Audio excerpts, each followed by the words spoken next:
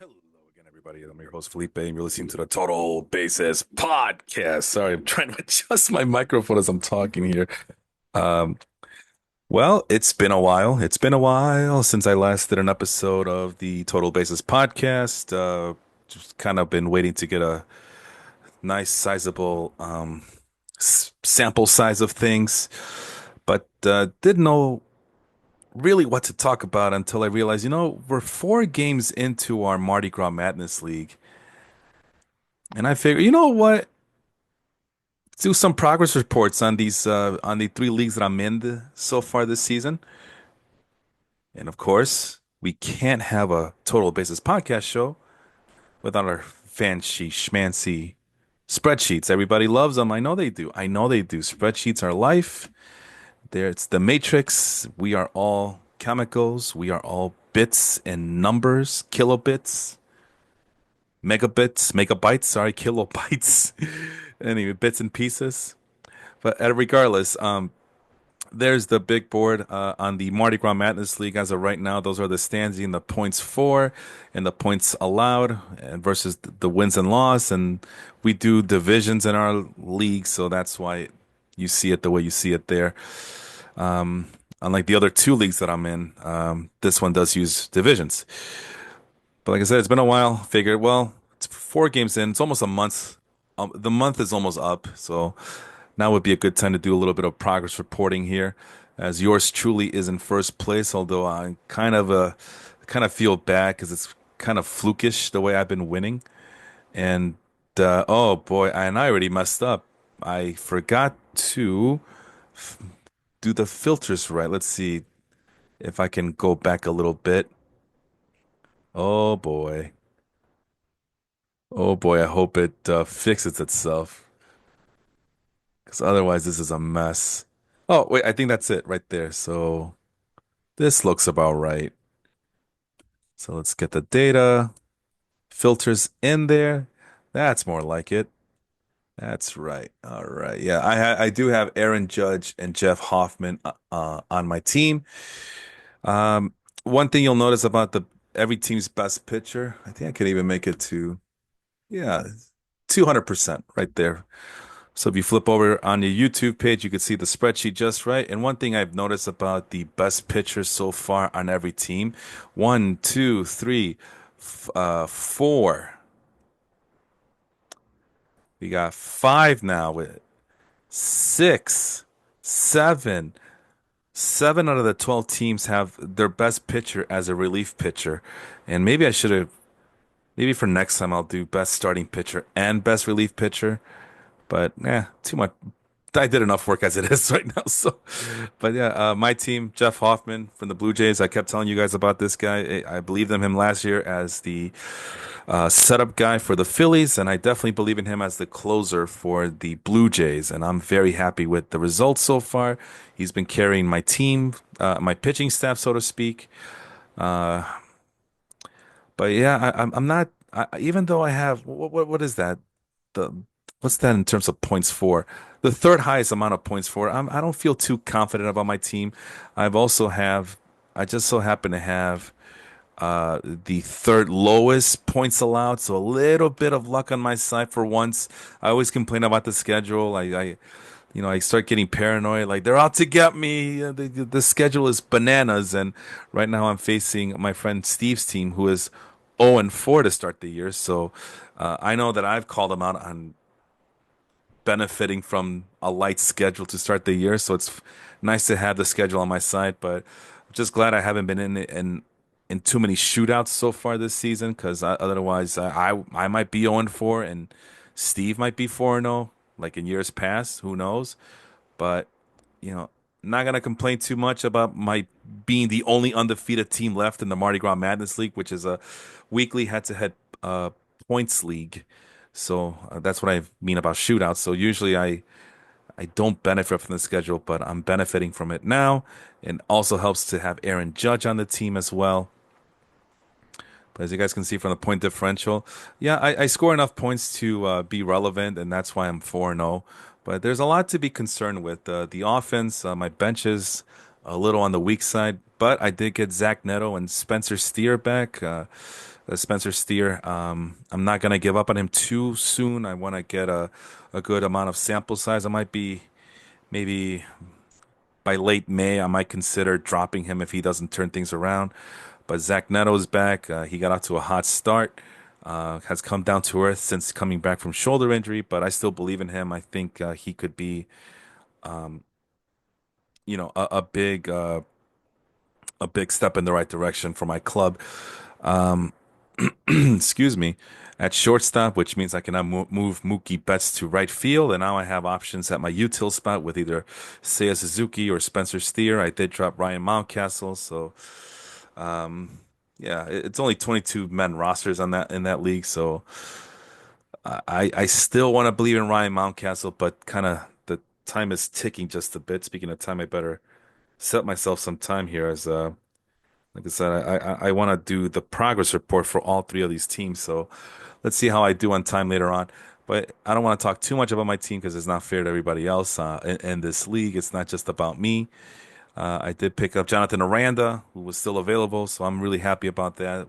I was hoping to get him in one of my other leagues that just didn't get a chance to do it, but he's available in the points league, so I'm gonna get him. Um, uh, but yeah, enough of that about my team. Let's look at these other ones like Texas Power Drinker Shane. He's always been historically good in this league, and this year he's off to another great start. 3-1 in a very tough division with Mike, who went balls out. But remember, for those who were paying attention during the draft, balls out was the one who traded all of his superstar players for multiple first, second, third, fourth, fifth, sixth round picks, and with a 3-1 record, and I believe that is the second most points for in this league.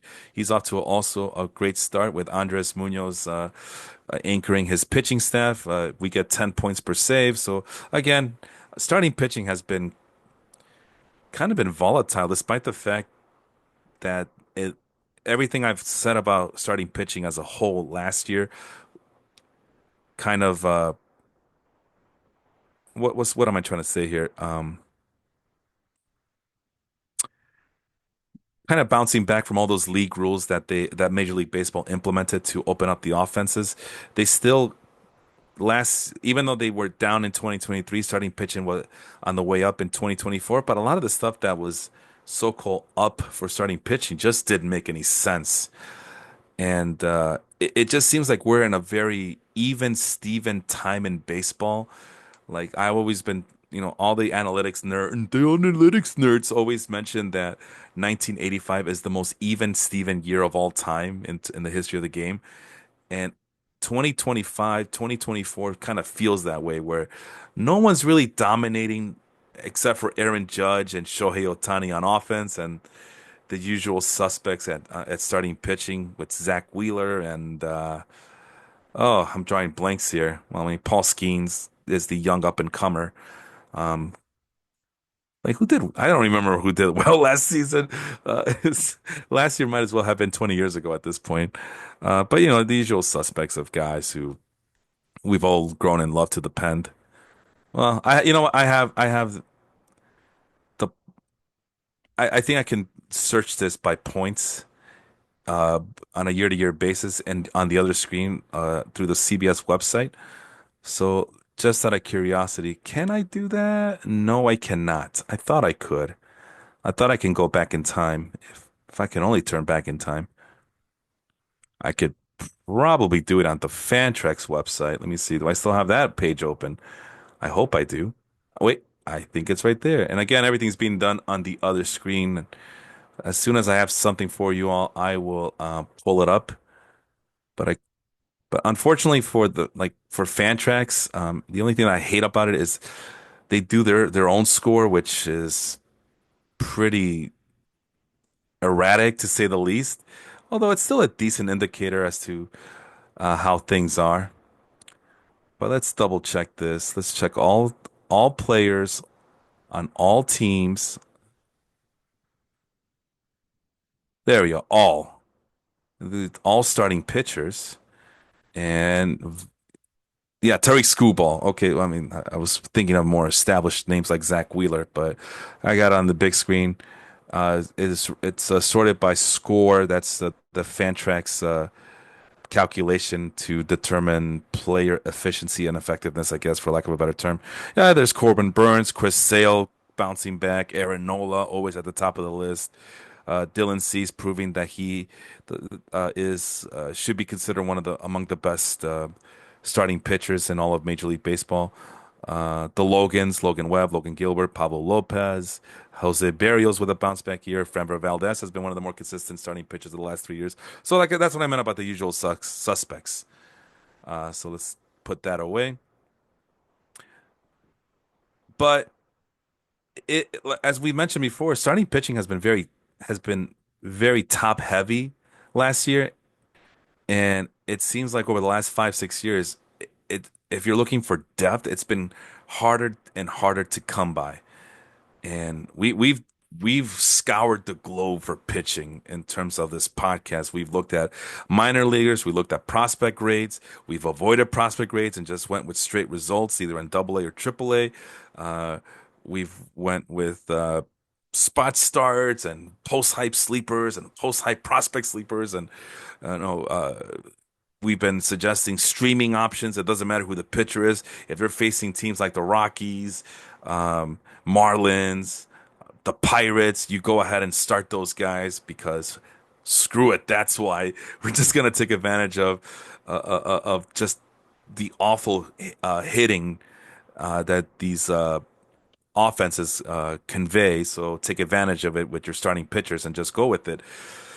So, although in this league it's a points league, so you also got to account for two start pitchers. But yeah, it's been very hard to come by, and you know, I I don't know what to make of it. But it's not surprising that again, 7 out of the 12 teams are relying on relief pitchers, and we're not even talking about good relief pitchers. There's no Devin Williams, there's no Josh Hader, no Edwin Diaz, no Raisel Iglesias. It's Kyle frickin' Finnegan, which you know, he still sucks, but he's getting all the opportunities in Washington. I don't like him one bit. I've never liked him. Maybe there was a small window where I would tell people to go get him, but he has proven time and time again that he's a mediocre pitcher, and yet he gets enough saves, enough opportunities. The Nationals will win more tighter games than blowouts because they're not that good of a team, and Kyle Finnegan is there to pick up the pieces and the saves despite the high whip and mediocre peripherals, so whatever. Andres Munoz, we know who he is. Robert Suarez, I've always liked. That's my guy, but I just can't get to him in any of the leagues that I'm in because I'm willing to wait for guys like Jeff Hoffman. Tanner Scott's another guy that we've been praising like almost since the birth of this podcast. We've been talking about Tanner Scott ad nauseum, and then Ryan Presley. We, I just think Ryan Presley is one of the most overrated relief pitchers in the game right now, and but again, Cubs are a hot team. Brian Presley benefits from all the saves. That's the name of the game. It doesn't matter. It doesn't have to look pretty. It just has to be. Aroldis Chapman, you know, all reliable, still throwing gas at this advanced age in his late 30s. How old is he anyway? Is he in his late 30s already? Hmm. I'm not quite sure. I'm stumped. I thought he was like 38 years old. But let's find out on the other screen as I maneuver my way and type in Chapman's name on the old Fangraph box there.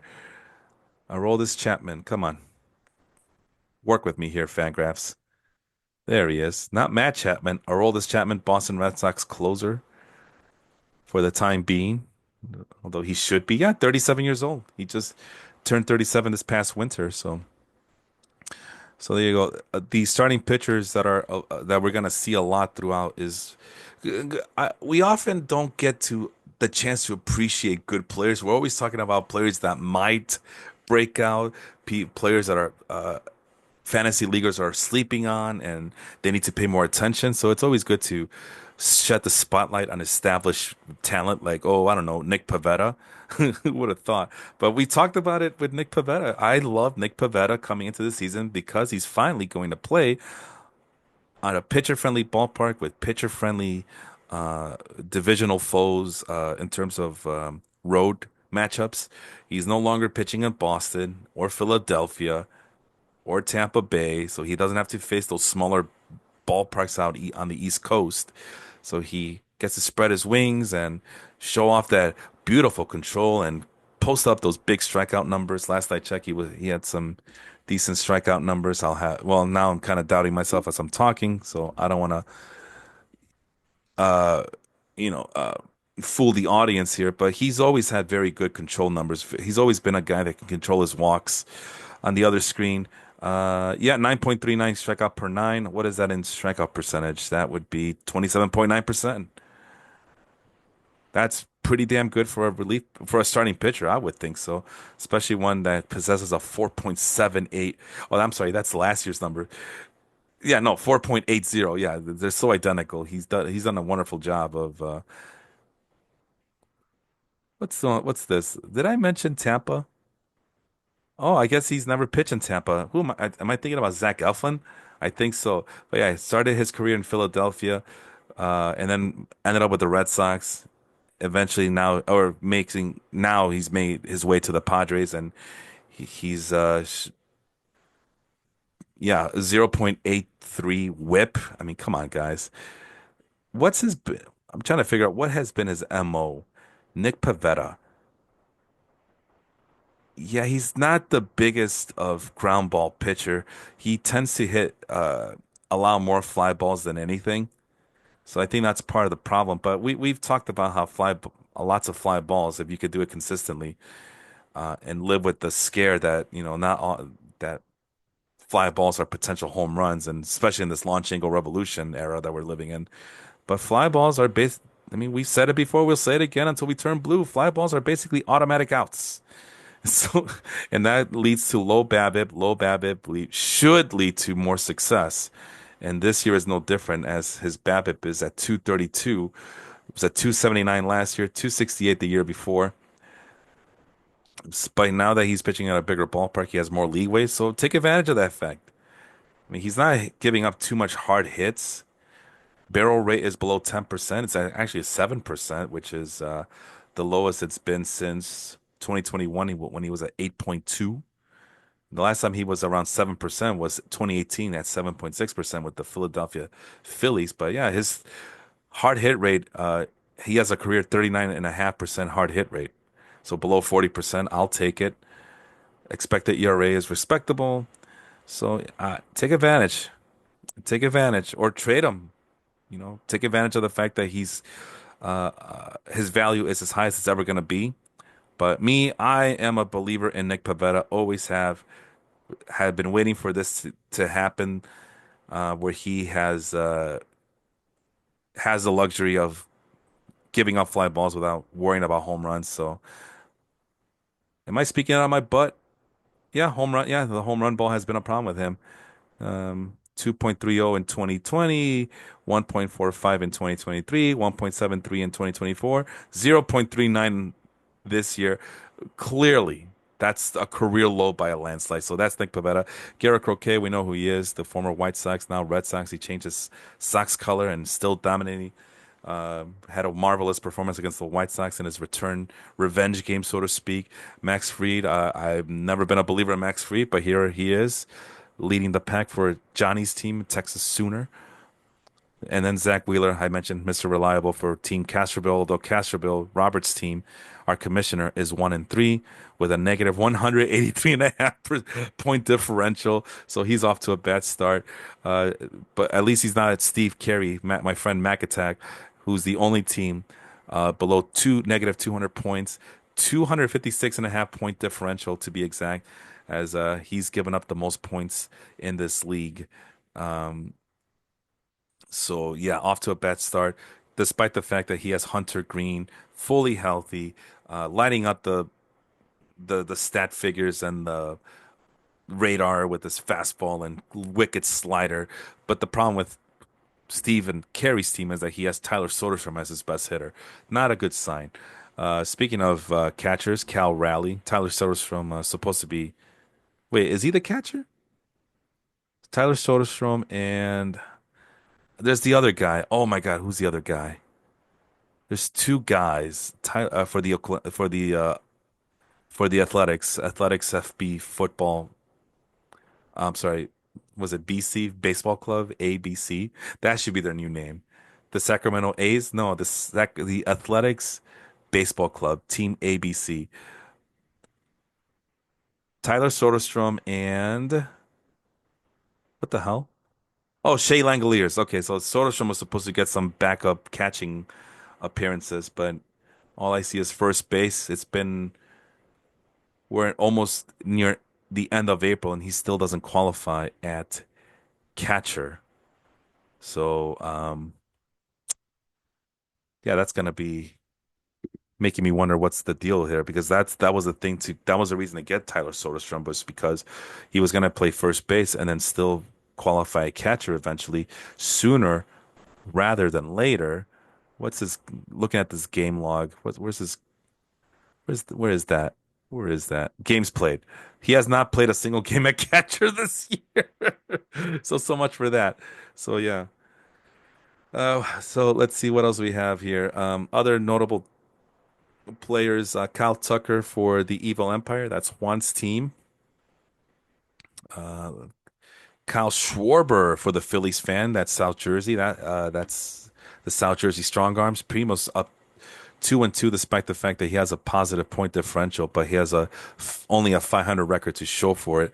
With a 62 and a half point differential is Beer Belly Mashers. That's Tim from Kansas City. He's a 2-2 record, and his best hitter is Lars Nootbaar, and his best pitcher is Cal Finnegan.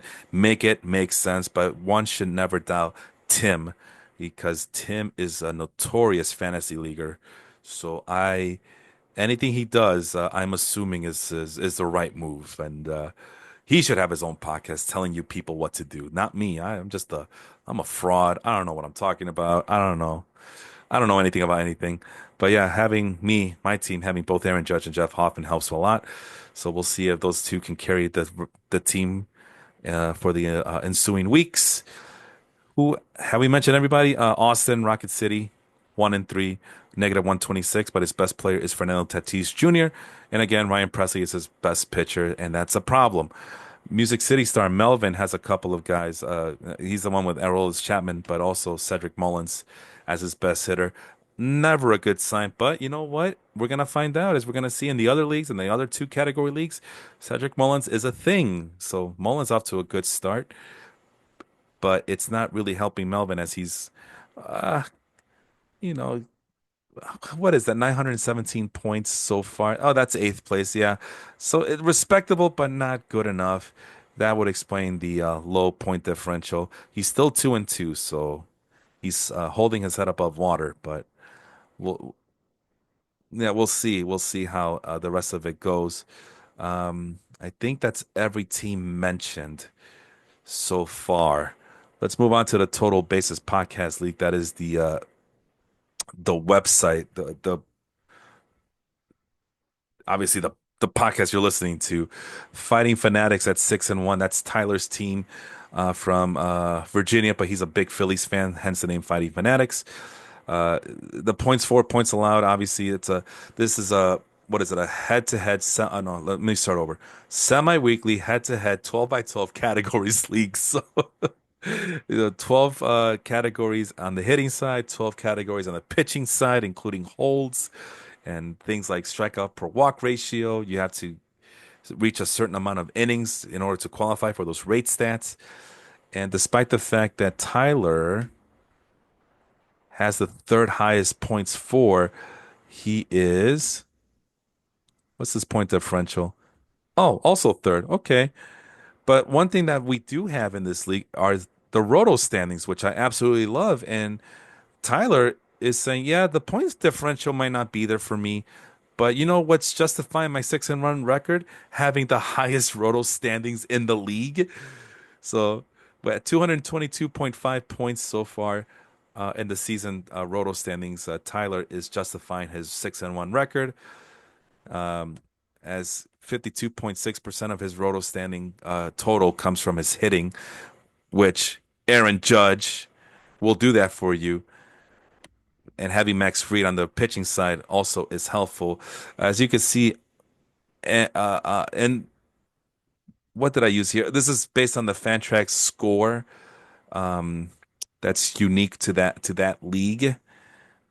And as you guys can see, yeah, all the starting pitchers here. Oops, I made a mistake here. Pete Crow Armstrong is not a pitcher; he's a hitter. So Garrett Croquet goes there. Pete Crow Armstrong goes there among the hitters. And what was I talking about? Yeah, you can see that in this league, because everything's all should be equal. Uh, all the best pitchers are starting pitchers. So no closers are to be seen. Again, maybe looking back, I should have split them into starting pitching, relief pitching. Now that I think about it more, I think I'm gonna go with that next time around and split the starting pitcher and relief pitcher and make sure that there's two of them, uh, that there's two columns there to account for that. But so just double checking on something here. Okay, I'm still good to go. Let's go back to the screen or to the, yeah, I'm sharing on my screen to the roto standings, or I'm sorry, the win loss. What is this? Oh yeah, the roto standings. Who's in second and third place? I think there's two teams with 5 wins each. Oh yeah, my team, Razor Ramones, and Grain Alien. That is Robert's team. That's the commissioner of the Mardi Gras League. He's joined us in this league. Again, this is the gentleman that we talked about who has said that he hasn't played in a categories league in a long time. Huh, who are you fooling? At 5-2 record? Come on, guy. Come on. He's tied for fourth in terms of points four with a point differential of 14. Roto standings has him at 169 and a half, so a little bit on the fluky side, but not too much. Again, oh, and again, I forgot to mention that if you guys are used to seeing my color scheme here, but basically red is good. Um, an orange hue is above average, yellow is average, a greenish hue is below average, and if a dark blue shows up, that means you're just bad. Like who's the bad team here? Say Drake. That's Rahil's team, even though he's 4-3 record, based on the point differential and the very low roto total standings. Um, we can we can justifiably say that a lot of his season, his 4-3 record is very fluky and very luck based, and it's only a matter of time before he starts going on a losing streak. But Rahil's a smart guy. He's maybe he'll make the necessary adjustments, and the roto standings and the point differential will start proving that his winning record is actually real and not based on luck. So why am I doing roto percentages here? I'm just trying to figure out if there's like a secret sauce to any of this. But what I'm realizing is that I think if it's as close to 50-50 as you can get to it, your team should be good. Although Noah's team, it's 12 p.m. somewhere. His roto standing, his high roto standing comes from 64% comes from the hitting side of things, and the pitching has been letting him down. What Kyle Tucker playing out of his mind so far this season, and Freddie Peralta is his best starting pitcher, which is not too shabby, but he must be lacking some sort of depth because only 35.8% of his total roto standing comes from his pitching side of things. But yeah, we're I think the secret here is to try to get a 50. But the same thing here with Robert, uh, taking some of the fantasy point approach here. Excuse me, take the fantasy point approach where pitching is of the utmost importance. So he's trying to do the same thing here with Hunter Brown. Of course, he has the Astros fan gets the Astros pitcher carrying him, Hunter Brown, off to a good start as well. But what do the losing teams have anything in common? Not really. It's about the same. So maybe I'm not gonna use this for next time, as it really is not telling me anything except for the fact that that some teams are not balanced enough, I guess. Like Angels team, Billy the Kid's Heaters. He's 3-4 with a negative 1 point differential. Bad luck Angel lives. He will never go away. He will never die. He is here to stay. The unluckiest the unluckiest fantasy leaguer I've ever had the misfortune of playing. I feel so bad for the guy because this guy really tries hard, but the results don't show for it. But then again, -1 point differential, but the roto standing says something different. Like, no, he's the problem. So he's so yeah, 62% of his roto standing points come from pitching, and that's thanks to guys like Logan Webb, who's off to a great start as well. And I've been saying it before, um, when you make Cal Raleigh a priority, these are the results. This is why I always say wait on catcher, wait on catcher. But it's hard. It's hard to justify not getting Cal Raleigh early because the guy's just hitting bombs right now. So making me eat crow. But yeah, in terms of roster construction, I would not want Cal Raleigh to be my best player, my best hitter, I should say. Mingo Allstars had a very interesting draft. He's the guy who picked a lot of contact, high contact rate hitters, including Jung-Hoo Lee, and Jung-Hoo Lee is the best hitter on his team. And we did kind of wonder, like, because remember when I did this, when Jung-Hoo Lee was I was doing projections in 2024 through ATC, and we just simply added all the counting stats for all the hitters. Jung-Hoo Lee ended up being like a top echelon hitter, not a late round flyer that you take, but someone that, in terms of like just adding up all the counting stats that all of all the categories that we use in this league, he ended up being like ranked super high. I forgot how high, maybe top 25, top 20, something ridiculous. Obviously, we didn't test out that theory. We didn't see it unfold because he got hurt. He shoulder injury going for a diving catch. But now that he's healthy, there he is. That's Mango All Stars, Ivan's team. That's his best hitter, and and then Chris Bubich is his best pitcher. So that's I like Chris Bubich coming into the season, but that can't be a good sign when Chris Bubich is your best pitcher. So now I'm kind of curious who else is on this team where it's where Chris Bubich has to be your best pitcher. Let's see here. I'm on the other screen right now, trying to get to the Mango All Stars. So 4-3 is Ivan, Zach Eflin, Sonny Gray. Okay, Sonny Gray, I like him. You say Kikuchi, I say Kakachi. Drew Rasmussen. Okay, he's off to a good start, but what's his issue here? Only 20 innings pitched, maybe compared to everybody else. I'm not quite sure. Oh well, I see what his problem is.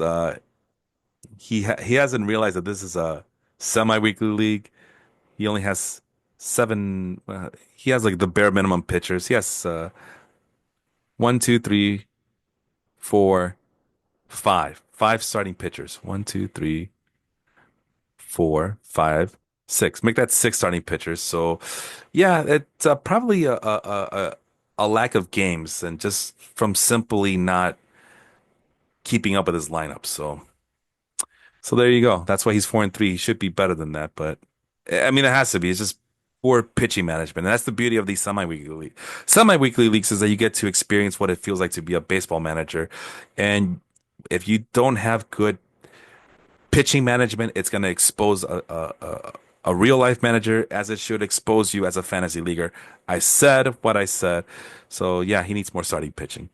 It's just simply a numbers game, really. But he's trying to win just by playing matchups on the hitting side. He has a lot of bench spots on his hitters, but I don't know. I just don't think you need all these hitters in a semi-weekly league because you just need pitching starts to be available for you um, because you're playing two matchups instead of one. So that's my theory on him.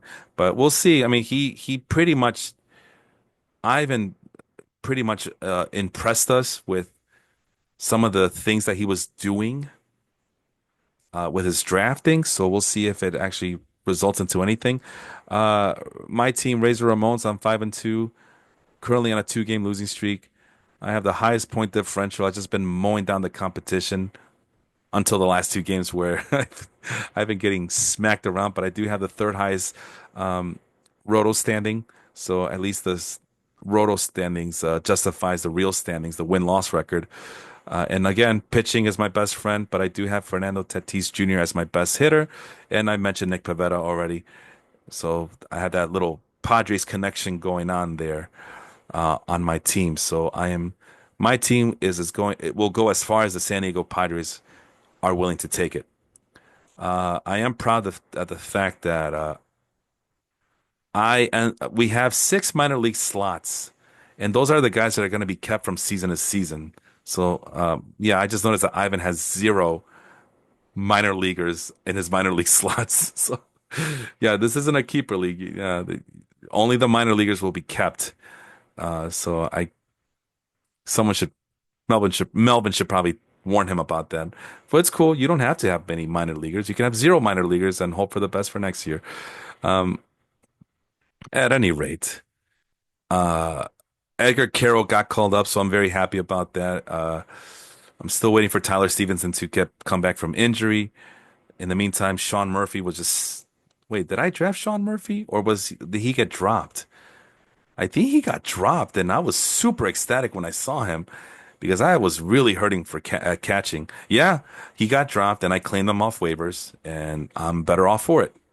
So thank you to whoever dropped Sean Murphy. Let's move on here. We mentioned Noah. Of course, he's pretty happy that Kyle Tucker is his best player. He is a Cub fan.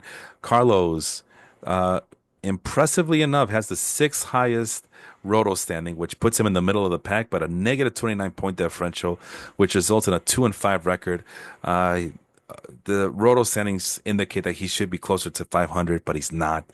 And again, I guess the problem is when Pete Crow Armstrong is your best hitter, that's not a good sign. As much as I love Pete Crow Armstrong, yeah, that's not a good sign, man. That's you're in trouble. No offense, but yeah,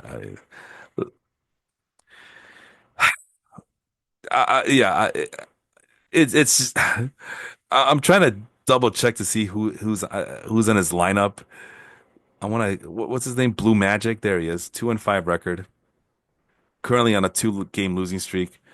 Will Smith, okay, he's off to a good start at catcher. Michael Bush, okay, he's off to a good start at for the Cubs. Matt Shaw, okay, Matt Shaw, he's Matt Shaw. Bo Bichette, okay, he's off to a good start. So what's the deal here? Why is his hitting so bad? Jaron Duran, okay, well that's okay. I remember Jaron Duran was a very high draft pick for him. He's not living up to expectation. Neither is Michael Harris. And Juan Soto with a 233 batting average, but at least he has a 362 on base, so only a matter of time before he busts out. Pete Crow Armstrong has four home runs and eight stolen bases, which explains why he's hit, Carlos's best hitter. Oh yeah, you got Michael Conforto. Okay, his high on base percentage, so at least he's contributing in that manner. He has I think, just looking at his, without naming names, I think Carlos has a weak hitting bench. So it's not like he can go into his bench and count on guys on his own team to get him over the hump there. But yeah, but the pitching is pretty damn good with Garrett Crochet, Hunter Green, Michael King. Uh, Ben Joyce is injured, so he needs to replace him at relief pitcher.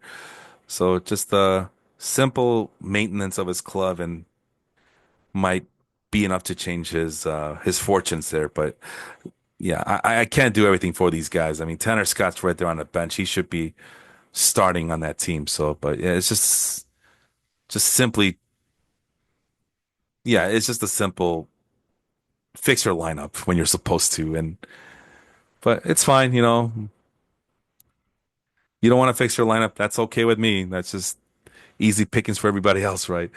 Uh, Angel, we mentioned how the unluckiness of him. Joga Bonito, Matt, negative 19 point differential, 128 points. So despite the low figures, he's 3-4. So pat yourself on the back, Matt. You are luck is on your side with players like Sal Frelick as your best hitter. At least Yoshinobu Yamamoto is his best pitcher. We can get behind that. Bob at 3-4, 14 point differential, but very bad roto standings. Despite the fact that he has Corbin Carroll as his best hitter, he should be doing much better than that with a guy with Corbin Carroll on his side. Chris Bassett is his best starting pitcher. George Costanza, Alex Robertson's team for Virginia, 1-6, negative 44 point differential, 118.5 roto standings. So he is what his record says he is. And homer pick with Cedric Mullins, but Cedric Mullins off to a great start this season. Brian Woo is his best starting pitcher. And then finally, Cedric, we already mentioned him. So enough of that. Let's go to the Baseball Life League really quick. Again, I just want to do this for the league, getting some progress report. There's Big Dinger Energy and Molina Applebaum both have 6-1 records, Andrew and Mike respectively. So what does that mean in terms of roto standings?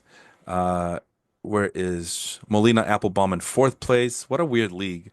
The guys with the best records do not have are not at the top of the roto standings. And then who's the other? Big Dinger Energy, that's Andrew's team. Ooh, seventh place. So yeah, point differential of 43, but seventh place in roto standings. Little bit of luck factor going on there. Fernando Tatis and Yoshinobu Yamamoto are his best players on that team. Let's go back to Ichiro Suzuki Fan Club. This time, uh, Angel with the towering roto standing 196. Good enough for best in the league, but not good enough to get the win-loss record. I swear to God, this guy has the worst luck ever. Only a 10-point differential, so at least it's positive in this league, but it's still of average. So of course a positive, even when he gets a positive point differential, it's just average. This guy has the worst luck ever, and a 4-3 record to show for it. But just like Noah, he has Kyle Tucker as his best hitter, Hunter Brown as his best pitcher. There's a lot of similar names here. So instead of naming everybody, I think I'm just gonna name guys who we haven't talked about yet.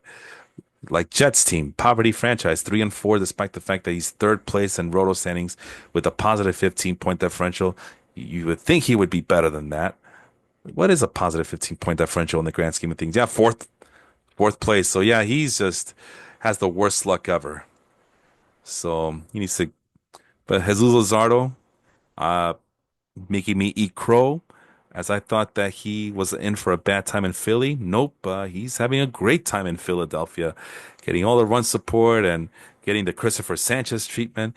And Stephen Kwan, high contact rate. He's always been a really good player in this roto style. I'm sorry, this category style format, I should say. Sorry, as he just does a little bit of everything, pads all the stats. Doesn't hit for much power, but steals lots of bases, gets lots of singles, hits for a healthy batting average. What's he doing so far this year? Stephen Kwan. Yeah, 341 average with a 400 on base percentage. That'll travel. That should be that should be good. And actually he has 4 home runs to go along with 4 stolen bases so far this season. So yeah. I'm not surprised that Stephen Kwan would be somebody's best hitter, but yeah. Speaking of bad luck, yeah, identical roto standing figures at 185 and a half points, roto points. It's Sean's team, Cruise Missile Crisis.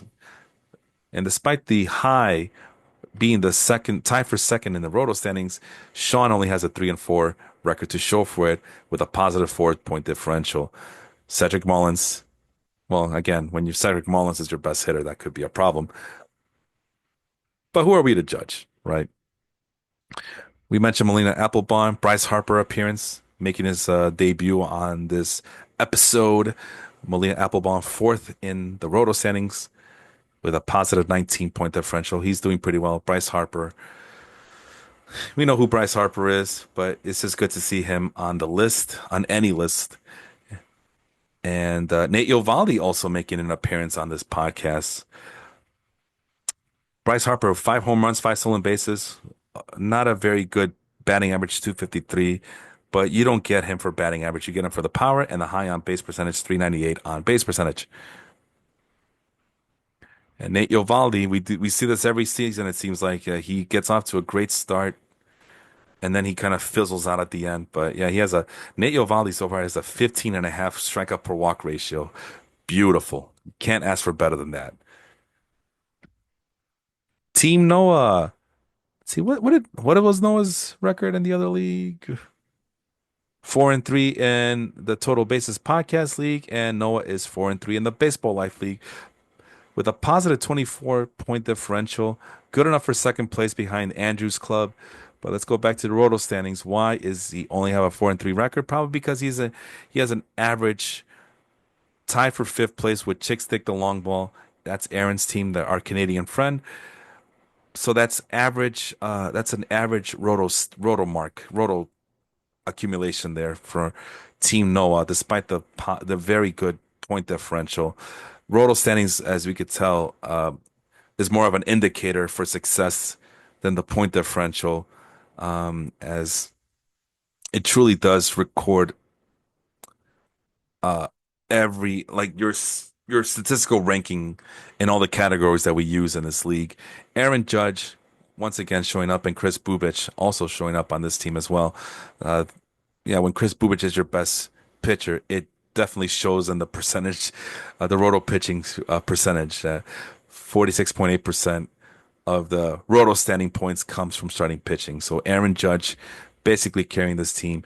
Chick Stick the long ball, 5-2 record, positive 12 point differential. But again, average roto standing at 171%, as close to even Steven, not surprising from the sixth place team in the roto standing.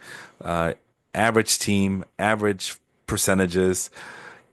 This is as even Steven as it gets, but a little bit of a more of a luck factor involved, as she is 5-2. So why? So what makes her so average? Brendan Donovan is her best hitter according to the Fantrax score. So when Brendan Donovan is your best hitter, that's not good. But yeah, take advantage of the hot start. Take advantage of the hot start. That's no shame in that. And Brendan Donovan, we talked about him at nauseum, the things that he can and can't do. But one thing's for sure is that you can plug him everywhere. And of course, Brendan Donovan currently on on the bench with injury, but so far, 3 home runs, 3 stolen bases, 356 average with a 392 on base percentage, and qualifies at both middle infield spots and in left field. And I'm pretty sure by the time it's all said and done, he'll be qualifying everywhere else. Where has he played so far? Oh, still second base, shortstop, left field. But yeah, we know who he is. We know the type of player that he is.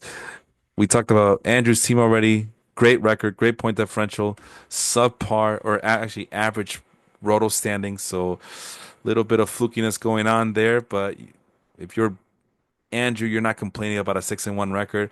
Then we get to the bottom. What's this? Bottom five teams right here.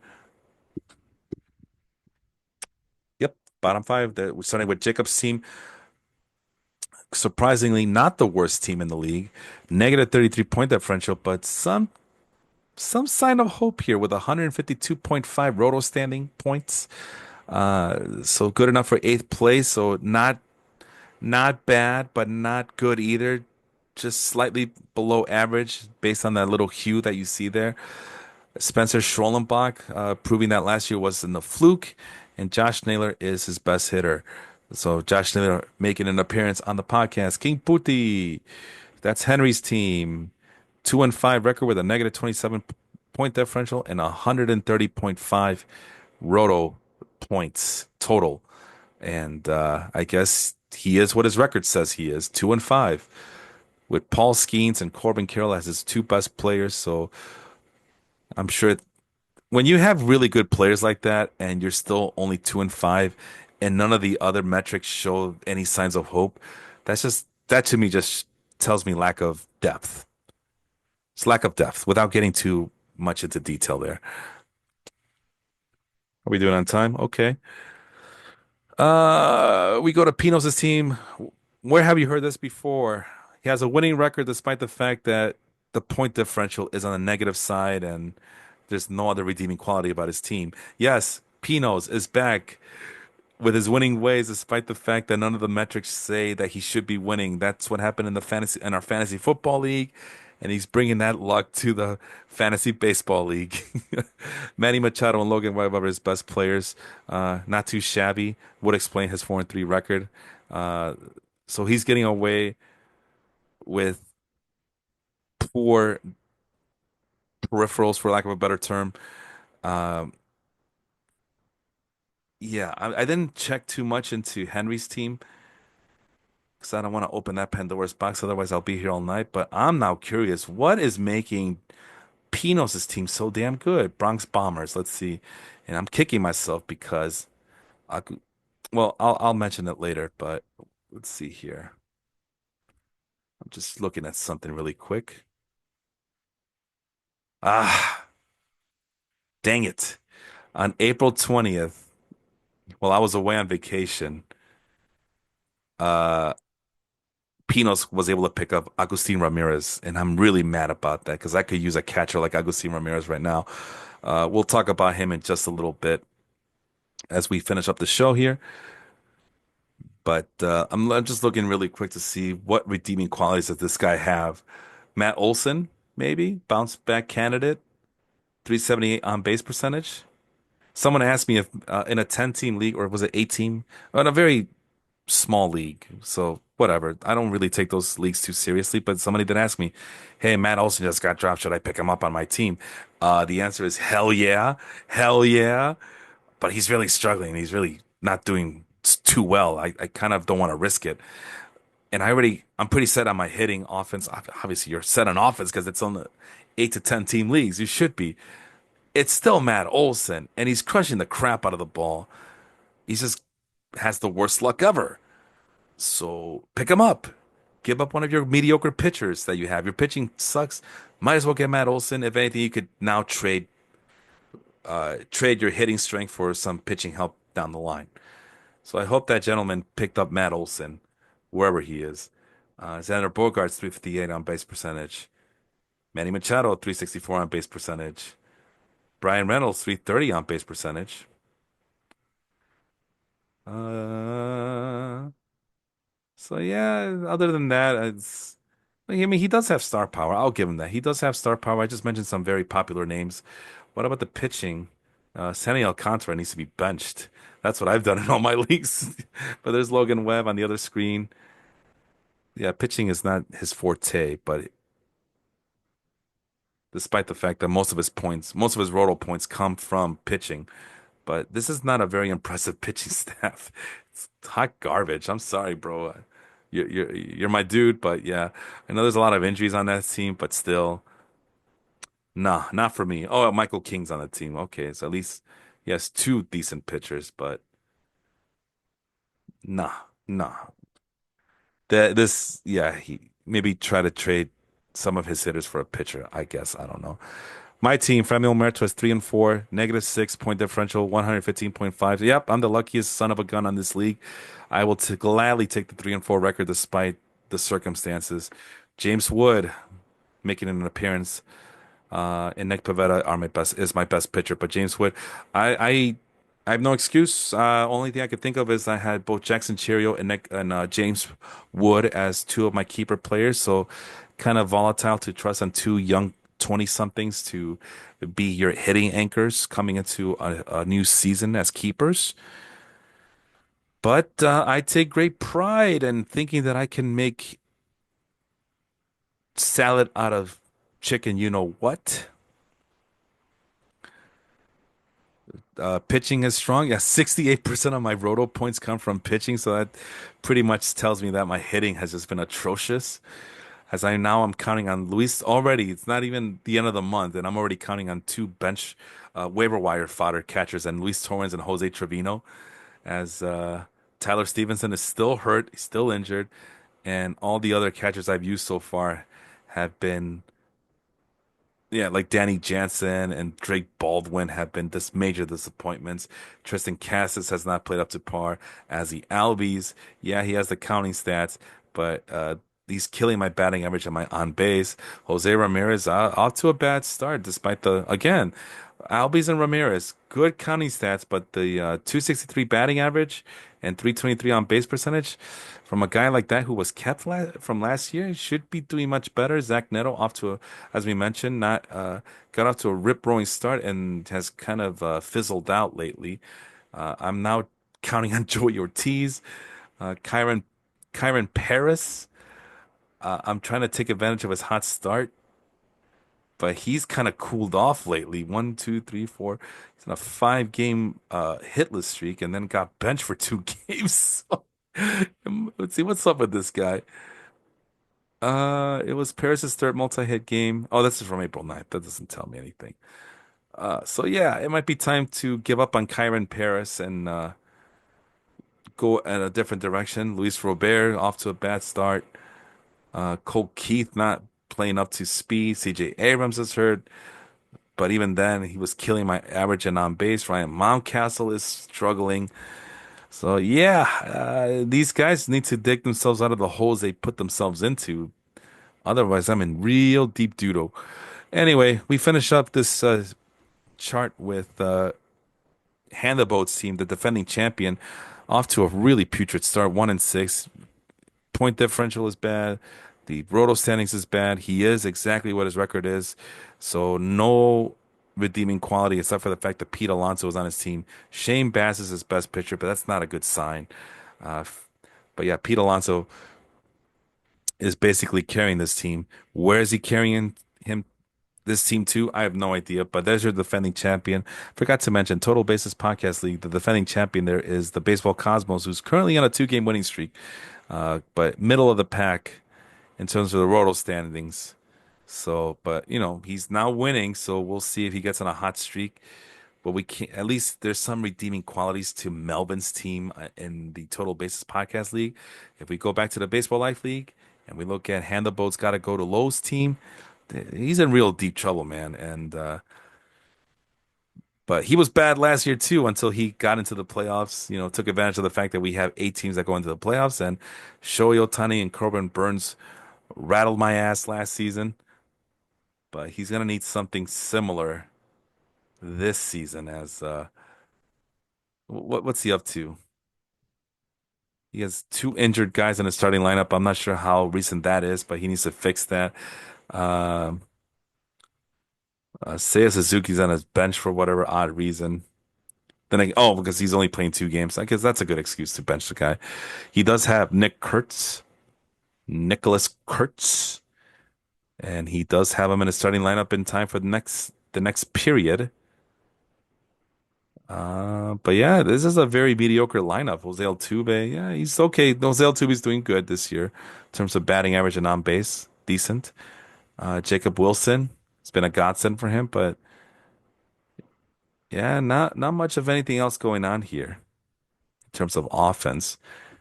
In the pitching's pretty good. Not great, but pretty good. Obviously, a 36 and a half, 36 and a 36.5 pitching roto standing isn't going to cut the mustard there, but yeah, he needs. I honestly don't know what he needs. He just needs to pay more attention. I have no idea. Take more chances on certain players, I guess. I don't know. But yeah, 1-6 from the defending champion. But plenty of games, plenty of season left. We play a 44 game season. So seven, what was that? Maybe 1/6 of the league, 1/6 of the season has gone by so far, I guess. But anyway, that's that's all the leagues that I'm in, and I figured, well, let's do something that we did last year. Hold on. Okay, we're 15%, 15% of the way, so plenty of season left. That's what I was trying to get at. Anyway, I do have another spreadsheet, but it's not too involved as this one that I just worked on. Let's go ahead and save it. But yeah, once again, I try my best to give you guys at least one player, one hitter, one starting pitcher, and one relief pitcher. I'm looking to be having this list be more substantial than this. Next time maybe I'll try to do two for each of these tabs that you see down here: hitter, starting pitcher, relief pitcher. But I only had time for one because I knew that this episode was going to run long because of me talking about the other teams. But there it is, Agustin Ramirez. Oh, and so the way I do things is for this exercise, I wanted to go after players who were available in less than 25% of CBS fantasy baseball leagues. Agustin Ramirez, the catcher for the Marlins, catching prospect for the Marlins, got called up recently, and I missed the boat on him in the Baseball Life League, but I do have him in the Total Bases Podcast League, which is really ironic because catching is actually one of my strong suits. But but at that time I had Tyler Stevenson injured, and I didn't have a third catcher, so I figured I'll just you know get all the catchers, all the catching prospects: Kyle Teal, Edgar Carroll, Agustin Ramirez, Edgar Carroll, Edgar Carroll, and Agustin Ramirez have already been called up. So now I have too many catchers. I have a surplus of catchers. So if anybody who's listening in this league want to trade with me, I'm open for business. If you need a catcher, come holler at your boy. But Agustin Ramirez owning 23% of fantasy baseball leagues at CBS Sports. If you're desperate for a catcher, this is the guy to get. In two catcher leagues, if he's still available by some miracle, go grab him. Stop listening to me. Go grab him. Thank me later. I was impressed by the minor league stats that he displayed for last season. I don't think he exclusively played for the Marlins last year. I think he was with both the A's and eventually got traded to the Marlins, if I remember correctly. But now I'm kind of doubting myself. So let's take a look really quick. Agustin Ramirez. The other guy I was maybe thinking about suggesting is Edgar Carroll. And again, the point is to look at the long game. That's why I'm doing it below 25%. Because the odds are these guys are readily available in majority of the leagues, 75% of leagues to be exact, right?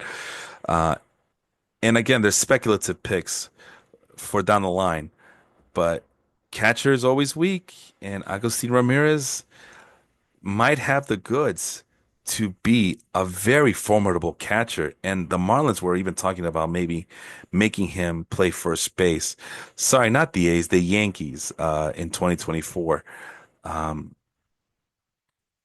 yeah, he played in AAA and also in Double A for the Yankees, also AAA for the Marlins. And the thing to love about him is that he hits for power. He hits for lots of power. But the other thing to love about him is that in 2024, he stole 22 stolen bases. In 2023, across all minor league levels, he stole 12 bases and pitched in 18 home runs. I'm telling you guys, this is the guy to get. You might say that it's a little fluky, it's too early, but I know catching's weak. And when I look at catching, there's really nobody out there in terms of like established names. So this is when a guy like Agustin Ramirez is made available, stop listening to me and go get him right now. It's so worth this speculative pick. Even if he fails, at least you tried, but the minor league numbers are there. He's off to a hot start. He's in a good situation with the Marlins where they have to play him every day. He's going to be playing a lot of first base just based on what we were told in the spring training. So he's not a 50-50 timeshare guy. I foresee this guy getting a lot of playing time at designated hitter and first base. So even when he's not catching, his bat's going to be out there potentially providing production for you. So yeah, Agustin Ramirez, remember that name, Marlins catching prospect. Stop listening to me. Go get him right now, and you'll be glad that you did.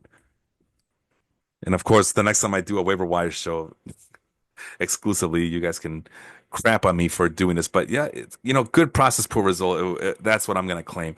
But just everything about him says that this is the guy to get right now. Otherwise, you're stuck with the same old craptacular names as always. Let's see who is available in the Mardi Gras League in terms of catcher. Because I saw that list and I was not impressed by it. Because I have Austin Wells. I was thinking of, switching him out. Okay, you can get Sean Murphy. He's off to a good start, but it's only a matter of time before he starts struggling. Jose Trevino, Wilson Contreras is available, but he's off to a really bad start. But you guys know how much I love Wilson Contreras. So if you have the patience for him, by all means, grab him, snatch him up. I think he's the best player available right there, but you gotta have to be super patient with the guy. Hunter Goodman for the Rockies, catcher slash right fielder. I'd rather not. Logan O'Hoppe, been there, done that. 308 on base percentage. Sean Murphy again, off to a good start, but how much of it is fluky? Not to say that Agustin Ramirez's start is the real deal, but and Sean Murphy, former highly heralded prospect, catching prospect, but he's up there in age. I don't know. Young, sometimes you just got to pull the trigger and rely on the young guy to take advantage of that early upside and take you places, be the top lift. But some decent names, but again, some decent names are available at catcher. But again, Agustin Ramirez is also available. So you want to have a so-so catcher, or you want to see if you can get like potentially one of the better catchers for the rest of the season in Agustin Ramirez.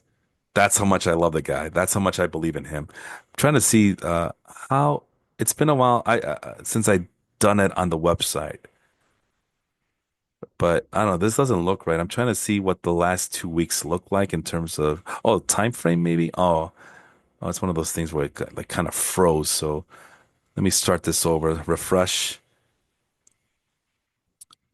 Let's look at the s- stats. There it is. That's how you do it. Let's look at the last 14 days at catcher in our league, in our Mardi Gras league, in terms of just the free agent catchers. Who is available? And who's been lighting up the stat sheets?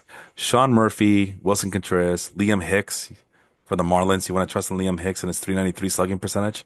No. Jose Trevino, who's only playing because Tyler Stevenson isn't ready yet. But once Tyler Stevenson comes back, Trevino will be an afterthought. Bo Naylor and his high strikeouts, although he only has 4 strikeouts this year, but has horrible, well, 323 on base percentage for a guy like him. Decent in the last 2 weeks, but 385 slugging percentage for a guy who's supposed to have all this power, not so good. We mentioned Hunter Goodman.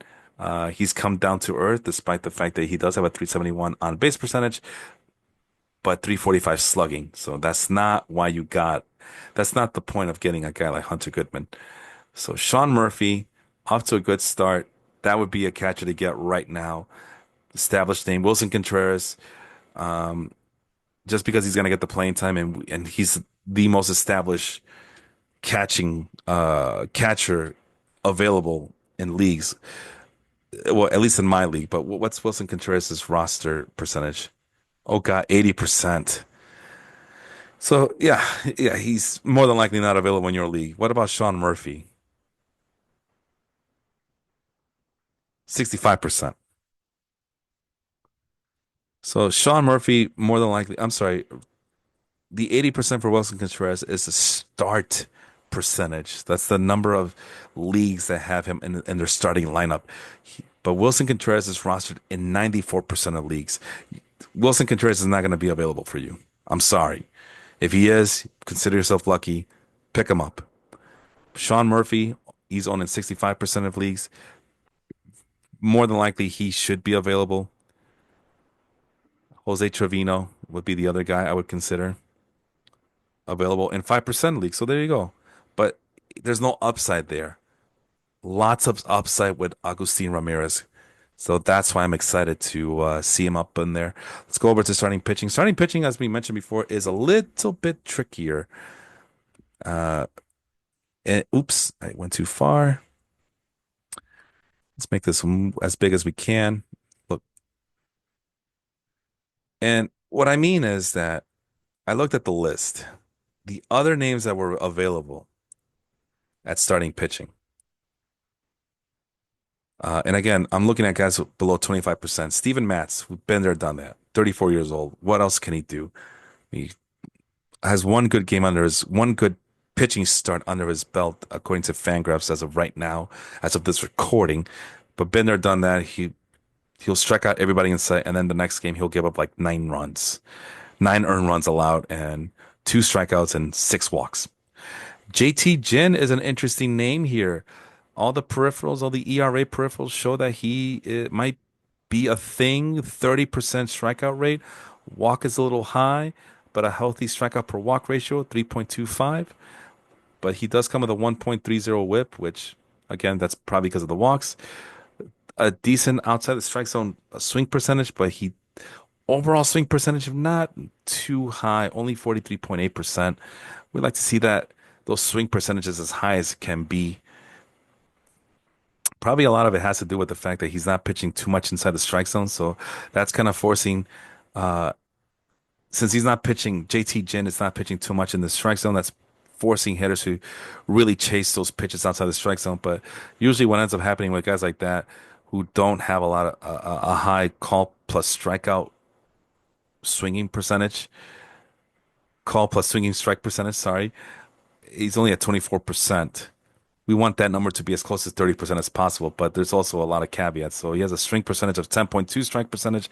But again, it's because he's living outside the strike zone, forcing his hitters to go outside the strike zone to hack at pitches.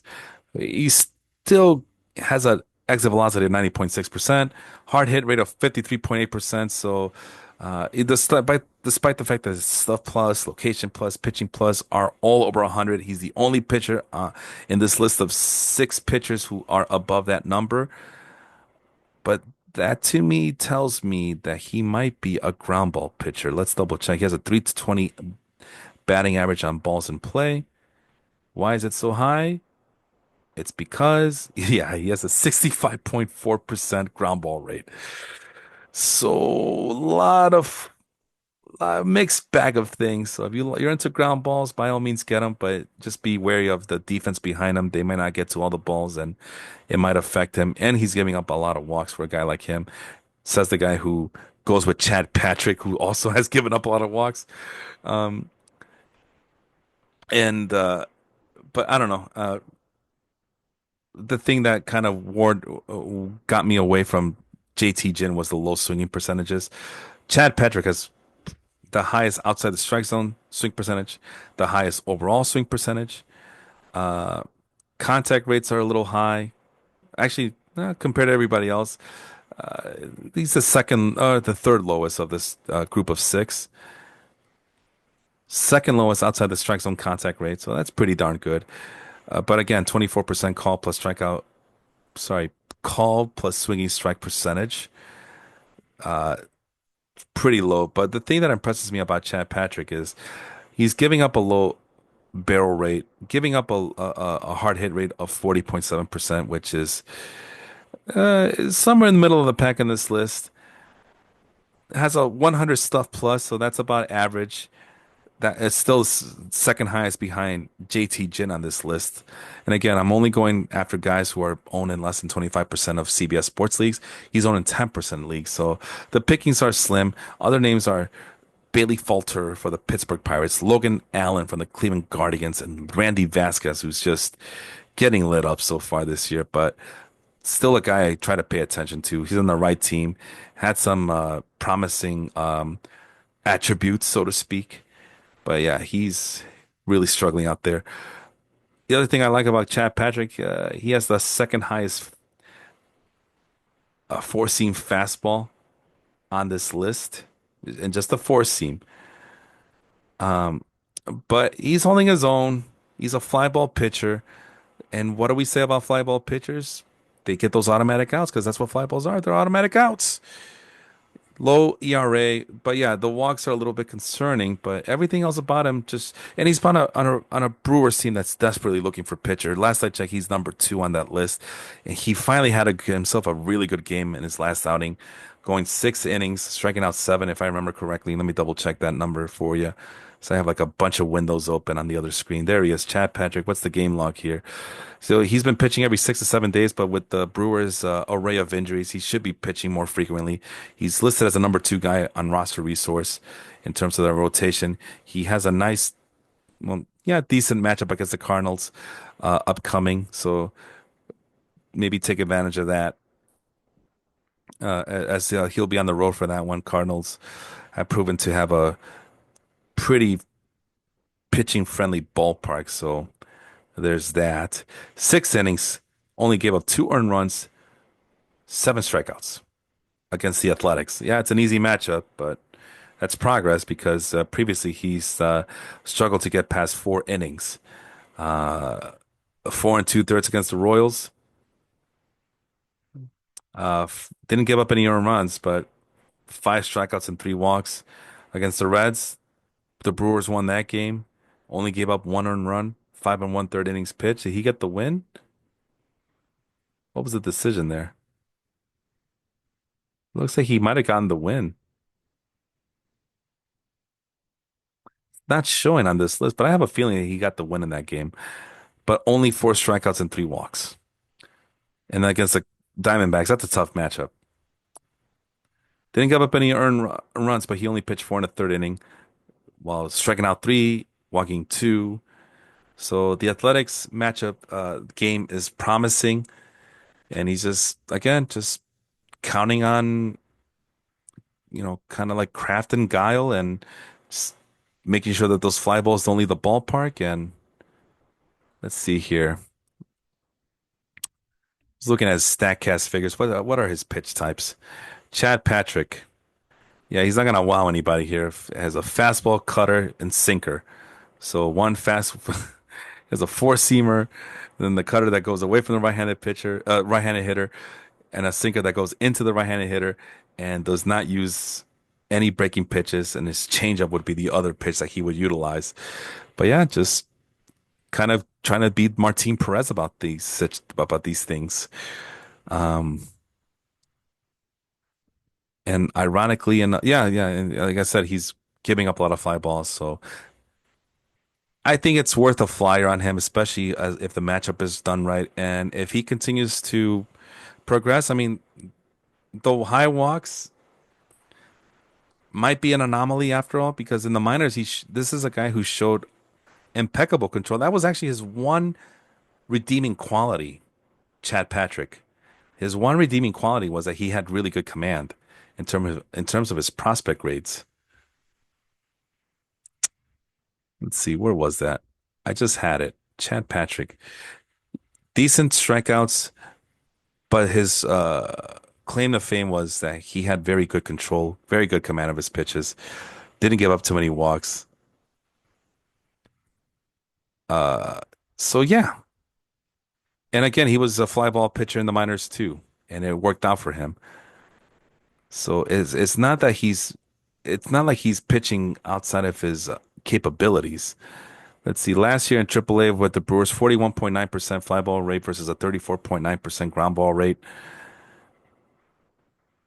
Okay, in the minors, in 2023 with the Athletics and Diamondbacks, he was kind of a even Steven Keel, was giving up a lot of line drives, unfortunately. So that is a cause for concern. Let's see, 2022 in A ball and high A ball. Yeah, fly ball pitcher. And again, the walks, he's always found a way to, keep those in line and still have a healthy amount of strikeouts.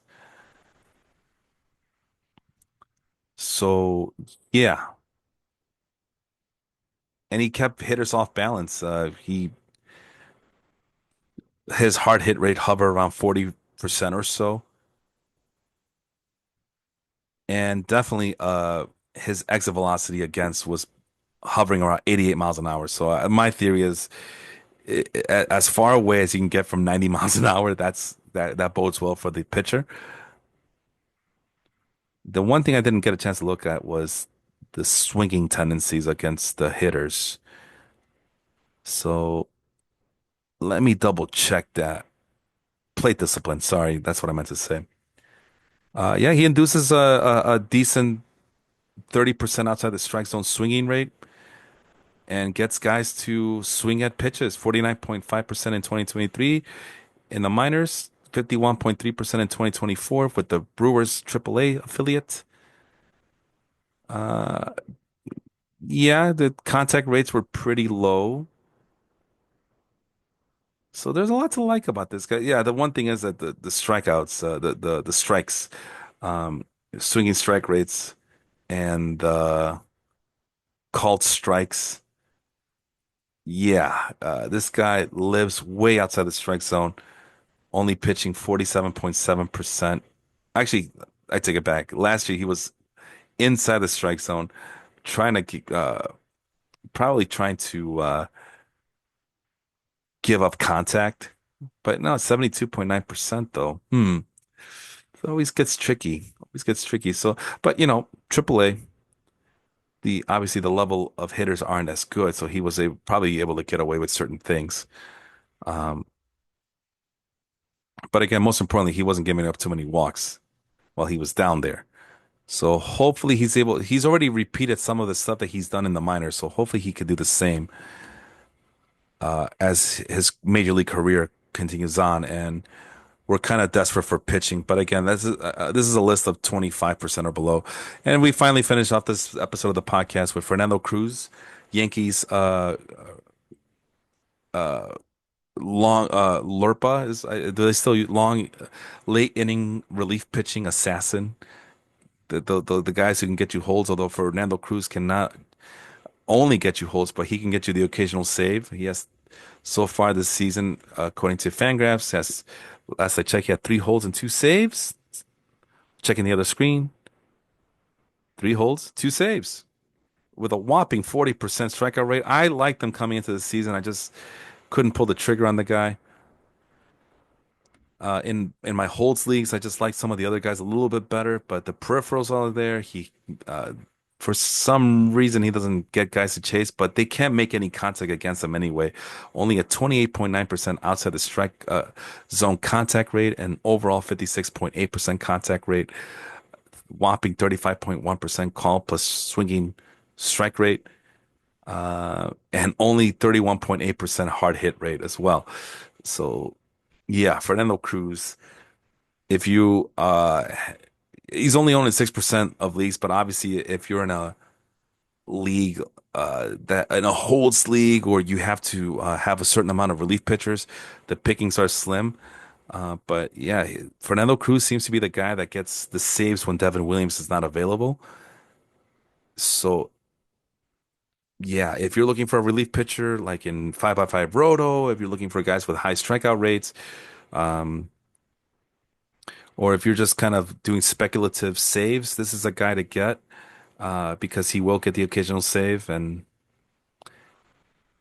yeah, other guys included were Abner Uribe, who has six holds already so far this season and a whopping 29.7 strikeout rate to go along with a 3.67 strikeout per walk ratio. So that's pretty good.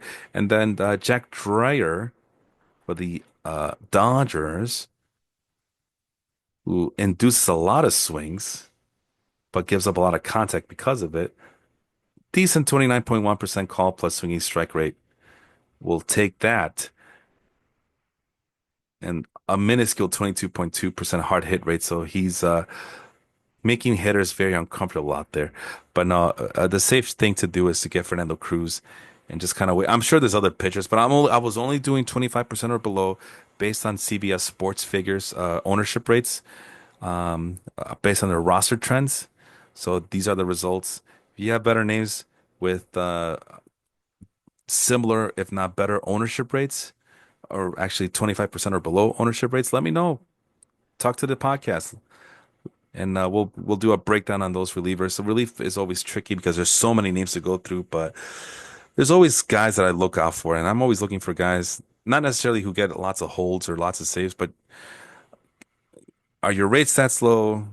Do you get a lot of strikeouts? Are you inducing a lot of bad swings against hitters? And do you induce a lot of swinging strikes? That's all I ask for. Simple, right? And that's the show.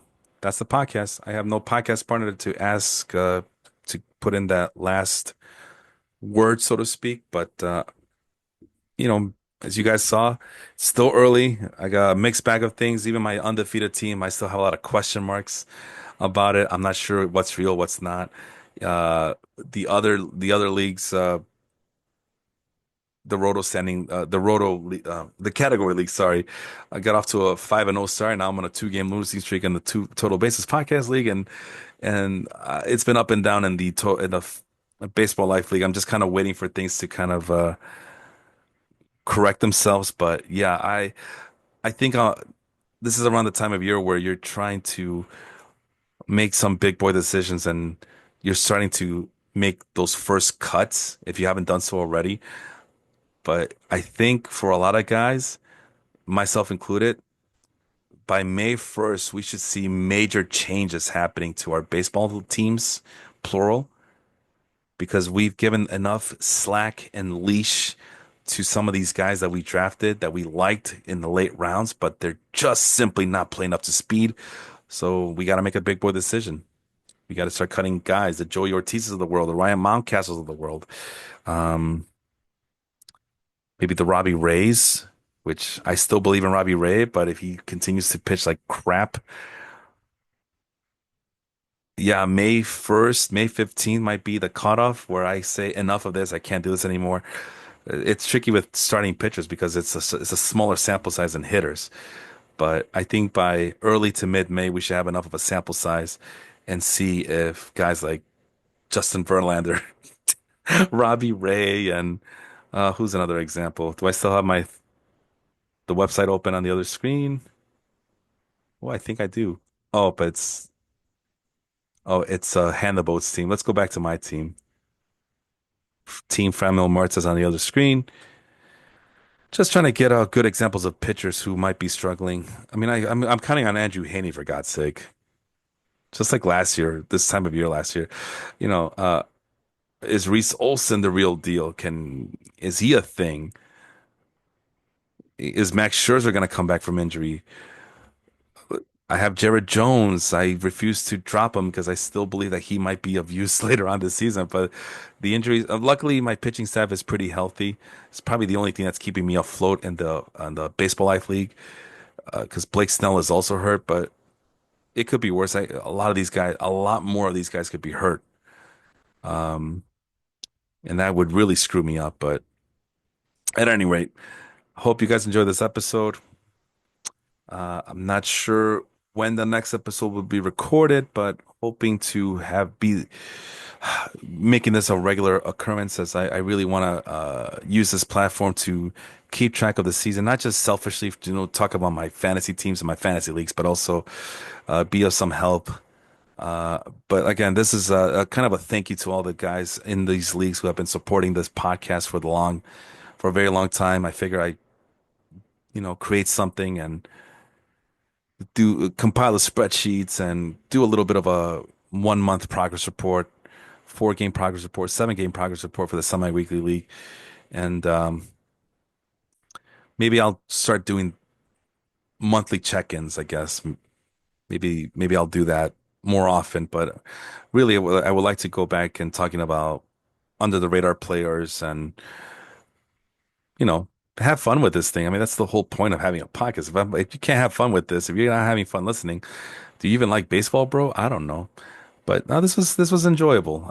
I usually prefer having someone talking to me or with me, but it's good to try to get back in the swing of things. I remember that I'm trying to branch out and talk more football and basketball. I would like to also get that going as well, but time is the biggest factor here. But obviously, the baseball podcast takes precedence over anything else. But with the incoming football draft, NFL draft coming, I would like to kind of do some speculative work on, rookie skill position players to look out for. There's a couple of tight ends that I want to look. Uh, I don't remember their names. I know one of them went to Penn State, and I can't remember who the other guy went, but I know there's at least two. I have to do my research. There's two tight ends I got to look out for coming into fantasy football drafts, and a plethora of running backs. Oh my God! Depending on where they go, I mean these running backs, man. There's so many good ones out there, and they might usurp the throne for a lot of these fantasy for a lot of these NFL teams in terms of RB1, RB2 action, especially RB2, where a lot of these guys, I could see them just being the backup and then one day just getting the call and becoming permanent fixtures and NFL offenses. And wide receivers are, oh my goodness, there's so many good wide receivers out there in this draft that they might be ready to go as well. Usually we want to give those guys 2 or 3 seasons under their belts before we start considering drafting. But these guys are, if what I'm hearing is true about some of these wide receivers coming into this NFL draft, they might be ready to go and produce and start helping your fantasy teams right now. So would like to get more into that. Obviously, talk some basketball playoffs as well with guys like Jacob and Pinos and get ready for the NBA draft. So never a dull moment here around these parts. But yeah, ultimately, the baseball podcast should get first dibs and first priority, and just talking about players from a numeric standpoint, but also just trying to get some background on some of these guys and talk about some lesser known players because we all, we know who the big name players are, but that's the spirit of this podcast. It's always shedding the light on lesser known players and bringing them to the forefront before they become big because for selfish reasons, for fantasy baseball purposes, but also we're just baseball junkies here. So that's really the underlying factor of this podcast. But anyway, I am your host, Felipe. This has been the Total Basis Podcast. Thank you for listening. Please follow us on YouTube under the Life Group Podcast banner. Same thing on Spotify, Apple, wherever you listen to audio only. So I've been your host, Felipe. Until next time, I bid you all a good one. We'll see you soon.